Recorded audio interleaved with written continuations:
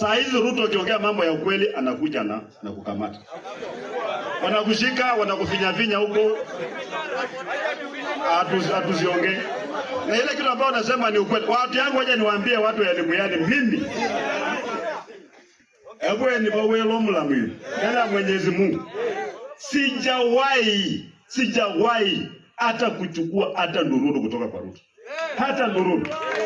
Nikikuwa DC, nikikuwa county commissioner, hata saa hizi mbele ya Mungu ambayo ako hai, sijawahi kuchukua ndururu kwa Ruto ama mtu wa Ruto, na sitawahi. I will never. Sitawahi. Na hata Ruto, hii Trans Nzoia yetu hakuna mradi hata mmoja ametufanyia. Zero. Lakini wakati wanaitisha ushuru, sisi wote wanalipa ushuru. Wakati wa kuleta maendeleo wanasema huyo kwa upinzani haupewi chochote, huyo kwa serikali apewe kitu. Mbona waseme kwamba watu wenye kwa upinzani pia wasilipe ushuru?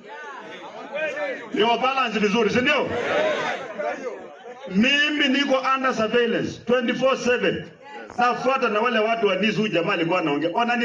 Hata nikienda kwa choo wanajua natememenda kwa choo. Nikipiga simu wanasikiliza simu yangu 24/7.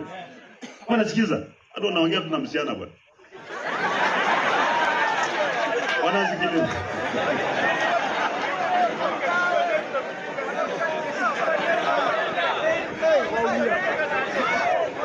Mimi sijawahi, wala ambao wamekula pesa ya Ruto watuambie maana labda wako na uhusiano huko wanajua inaendelea namna. Mimi sijawahi. Leo hii wakisema kwamba wala ambao wamekula pesa ya Ruto wakufe wote, mimi sitakufa. I'll be alive and I'm swearing before God. I've never and I will never. Nikikuwa county commissioner kule Narok, na mimi naona Wamasai hata wameenda kwa UDA. Hao Masai nikiokoa msitu wa Mau, Ruto alikuwa deputy president. Alikuwa anipigia simu kila jioni kutusi mimi. Sema nimefanya makosa, we are going to sack you, you are going to do what? Naambia fine, you want to sack me, I was not